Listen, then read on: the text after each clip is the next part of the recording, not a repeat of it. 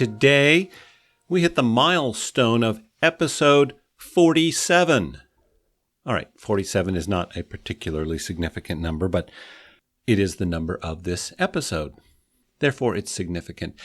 We're continuing the process of reading through the chapters. This is from the AudioBook of Everyday Spirituality, which is my new book, which just crossed over the 1,000 sales item on Amazon, as well as another close to 100 on Barnes & Noble, and numerous publications. We have now sold probably close to 1,400 copies of this book, which is exceeding my expectations. And the responses are so wonderful and so enthusiastic. I'm very grateful. All of the proceeds from the sale of this book are going to support something called the Jubilee 2020 Fund and the Fund for Leaders.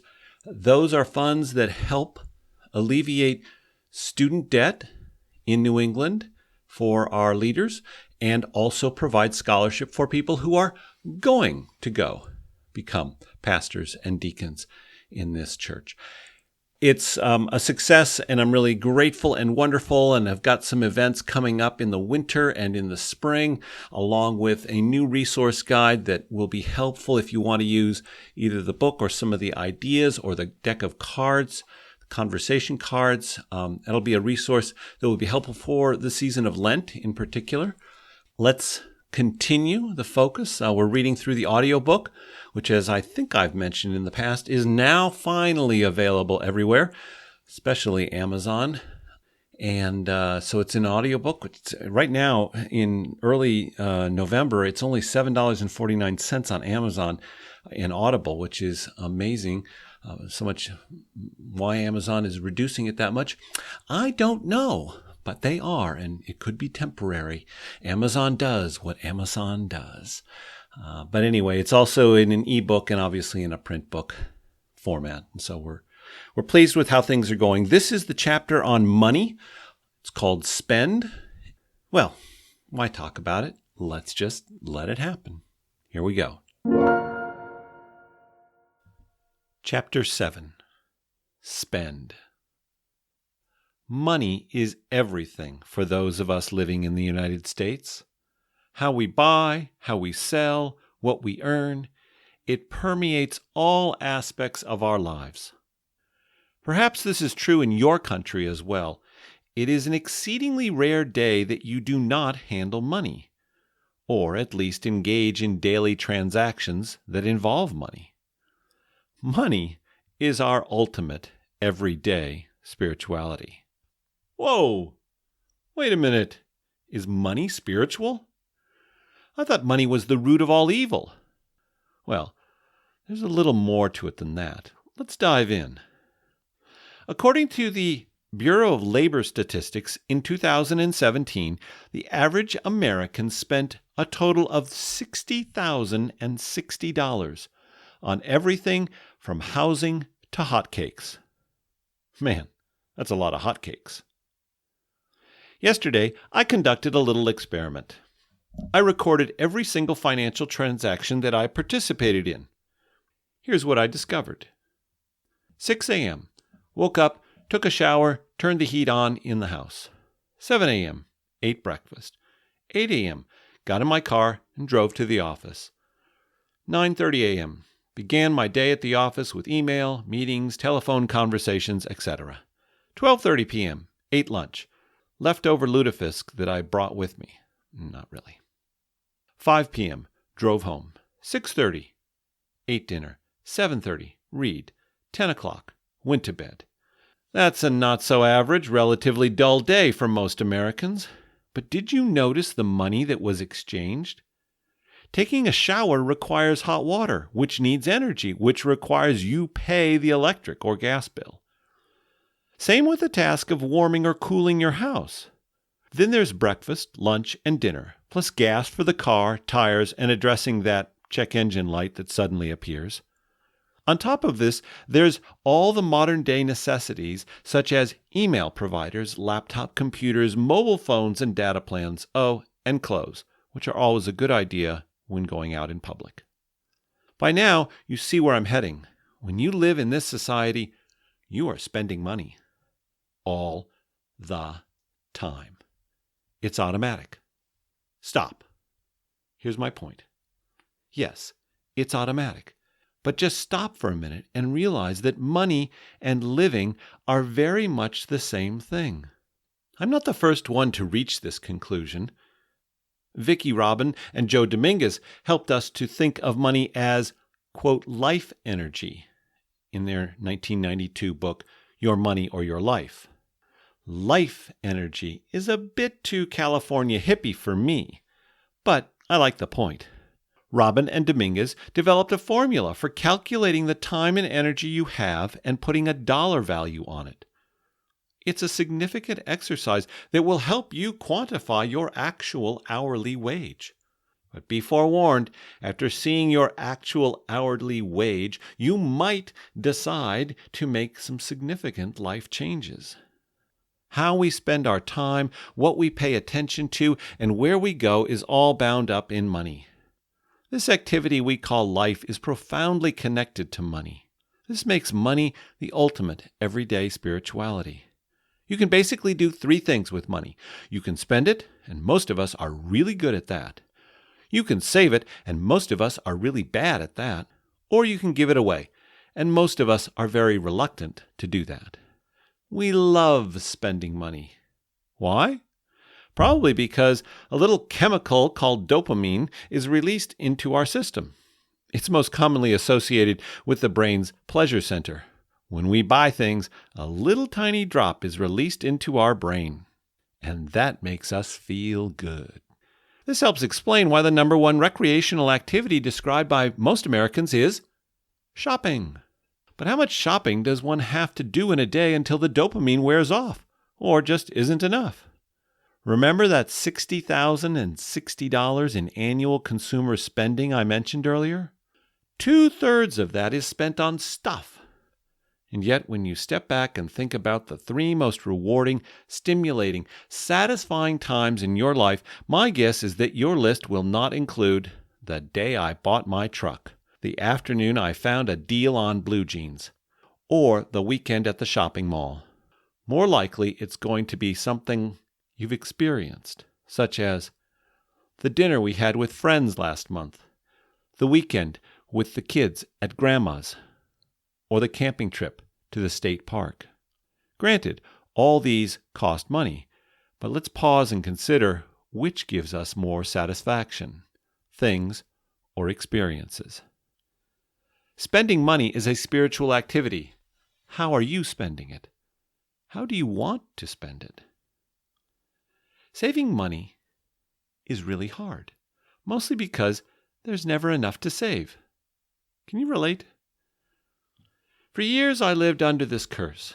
It just seemed that no matter what I did, I'd end the month with nothing left over to add to the savings account. I was the best spender, and for the longest time, I had more credit cards than playing cards for poker. Fortunately, a combination of factors, including a wise spouse, a realization that debt is dumb, and a come-to-Jesus moment with future planning forced me to confront my irresponsible spending habits.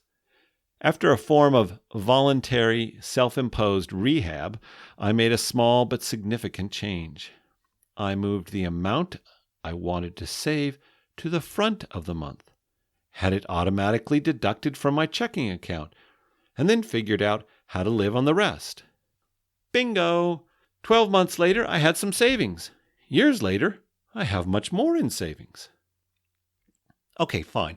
But how is that spiritual? I've been waiting for you to ask. Saving money is really about taking a reward you have just received and choosing to delay the satisfaction to a future date. Yep, saving is a form of delayed gratification. And if you engage in delayed gratification, you will be committing one of the most significant acts of spiritual growth.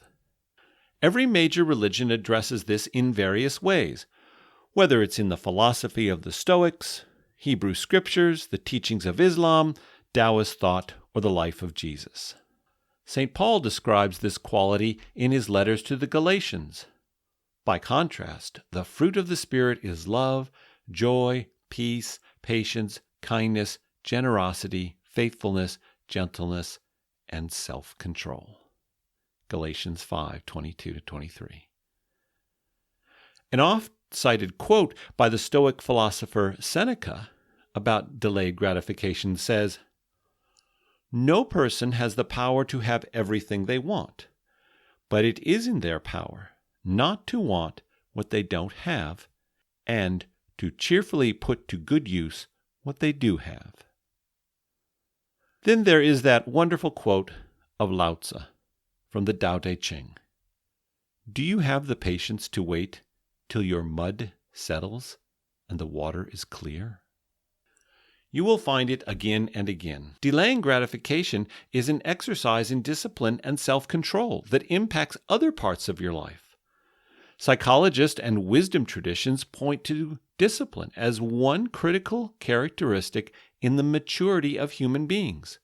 There's a reason dessert is served last.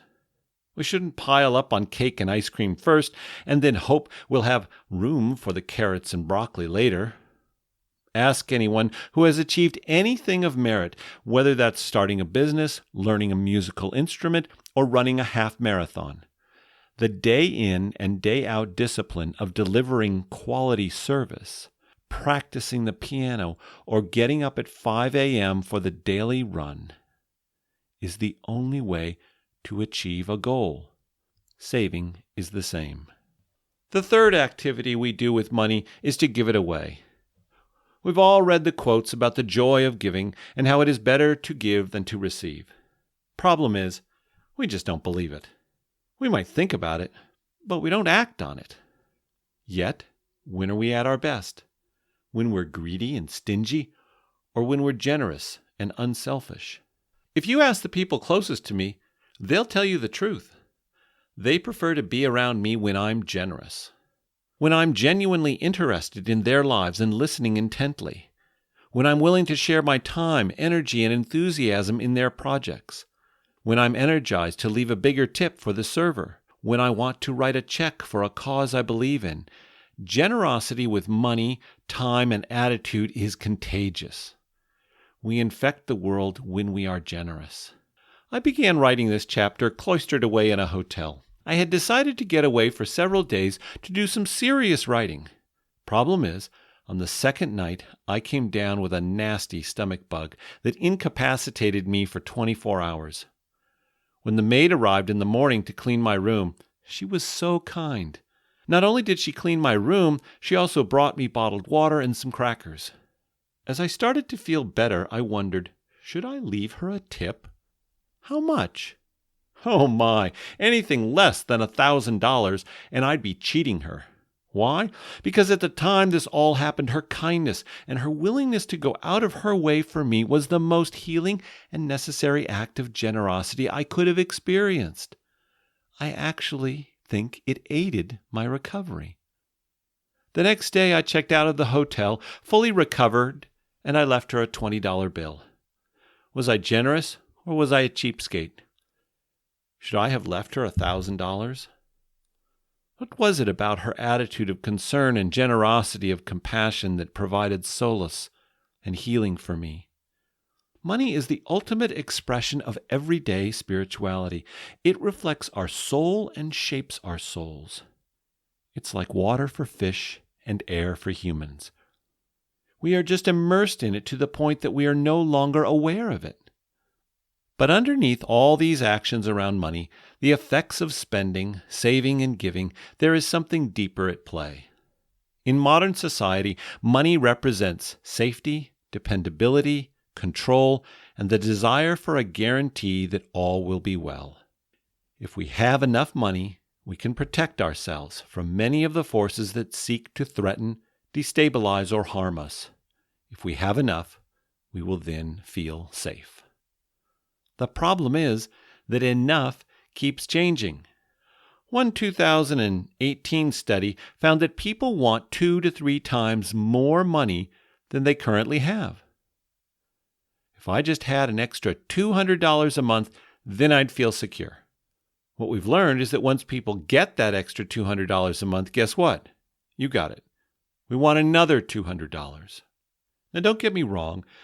There is clear evidence that people's lives are dramatically improved by an increase in a just wage. And a 2010 study at Princeton University suggested that happiness and quality of life are indeed improved by people's annual income when it increases to around $70,000 per year. But according to that study, after that, more money does not make a difference in life satisfaction.